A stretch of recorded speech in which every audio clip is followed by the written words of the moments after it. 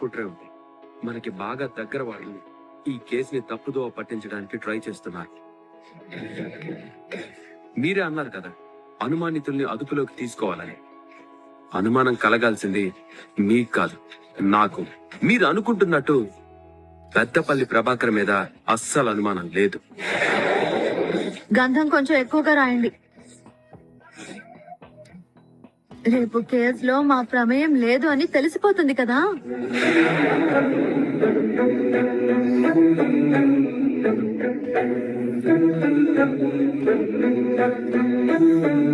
ఇదేంటి, నేను ఆ ప్రభాకర్ ఇదంతా చేశాడని నమ్ముతున్నాను, కానీ చూస్తుంటే నేను ఒక్కదాన్ని నమ్ముతున్నట్టు అనిపిస్తోంది. ఒకవేళ నేను తప్పు చేస్తున్నానా?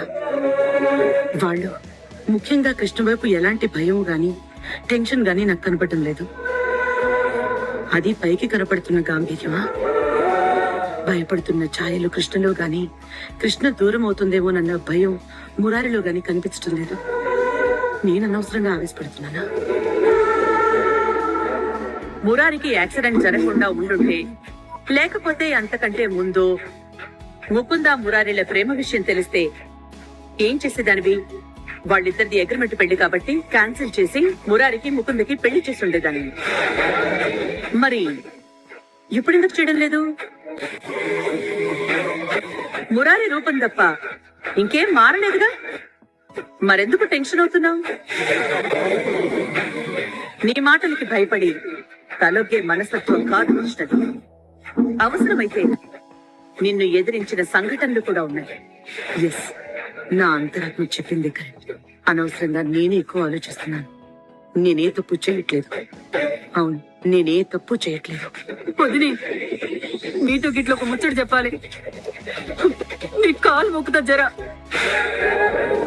చూడు శకుంతల, నువ్వేం చెప్తావో నాకు తెలుసు, దానికి నేనేం చెప్తానో నీకు తెలుసు. అలాంటప్పుడు నువ్వు నేను మాట్లాడుకుని ప్రయోజనం ఏముంది చెప్పు? దయచేసి నన్ను ఇబ్బంది పెట్టద్దు ప్లీజ్. మీరు నాకు దండం పెట్టుడేంది వదినే? సరే, నేను పోతలే.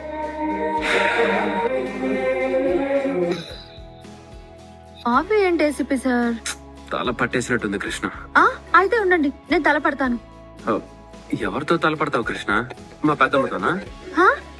మీకు తెలుగు బానే వచ్చే. నేను చెప్పింది ఆ తల పడటం కాదు, ఈ తల పడతాను అన్నాను. ఇక్కడ పట్ట.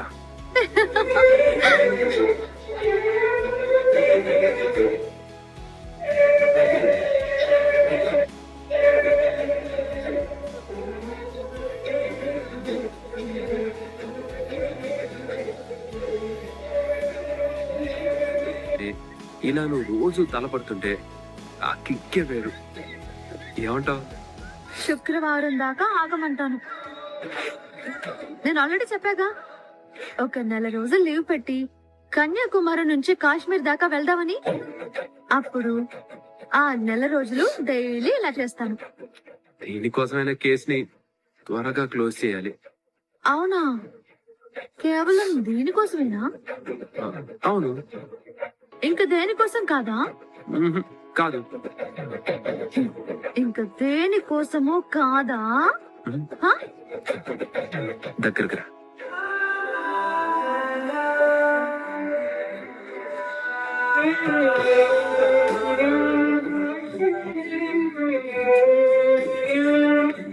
దగ్గరకు రా.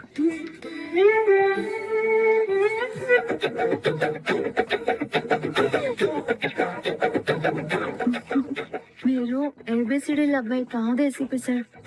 మరి చెప్పను, మీరే అనుకోండి. నేనే అనుకోవాలి? చెప్తే కదా నాకు అర్థం అవుతుంది. మీరెంత అడిగినా నేను చెప్పను ఏసీపీ సార్. చెప్పవా? ప్లీజ్ చెప్పు. మనం కన్యాకుమారి నుంచి కాశ్మీర్ దాకా వెళ్లే దారిలో చెప్తాను, సరేనా? సరే. అవును, తలనొప్పి అన్నారు కదా ఏసీపీ సార్. నీ చేయి తగలగానే పోయింది.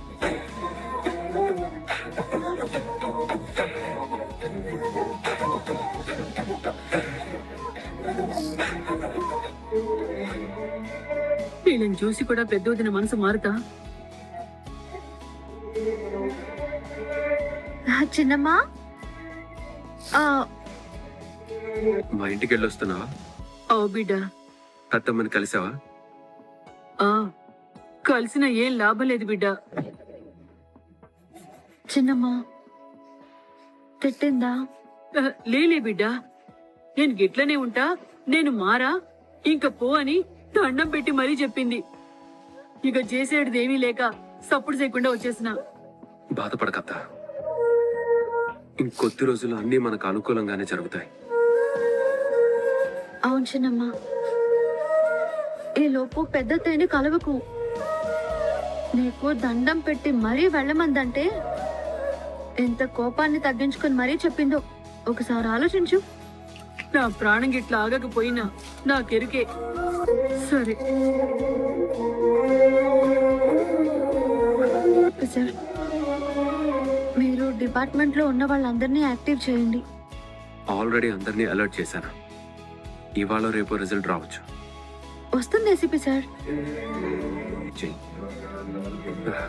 సరే, ఇంటికి వెళ్దాం. ఆ చిన్నమ్మకి అన్నం పెట్టొస్తాను.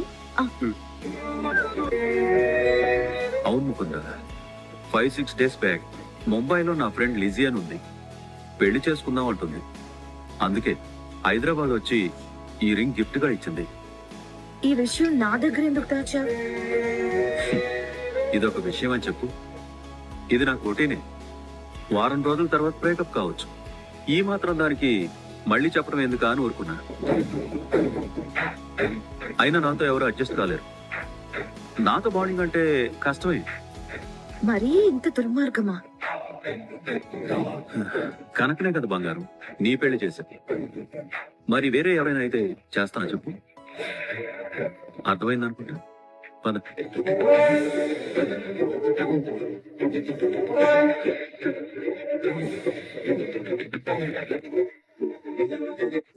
కూర్చోదేవి.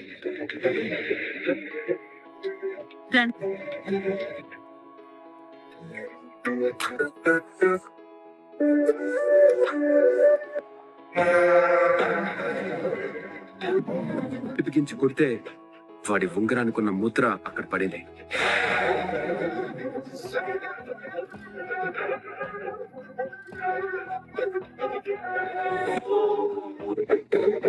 ఈ రింగ్ అయి ఉండదులే. ఆంటీ, ఆ పొప్పేస్తారా?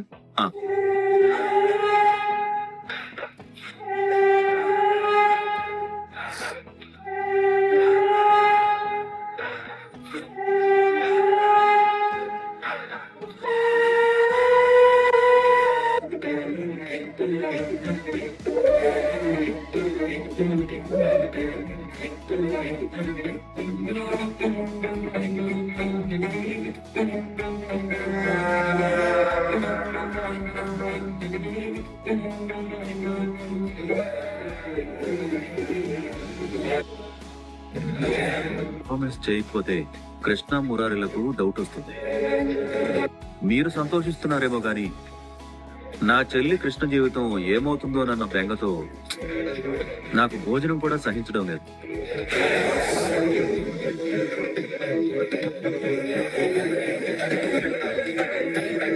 ఏమన్నావు? మీ చెల్లి కృష్ణ అన్నావు కదూ? ఎస్ మేడం, అన్నాను. కృష్ణ నా చెల్లి అని అన్నాను. గుడ్. నా ప్రాబ్లం కి సొల్యూషన్ దొరికింది.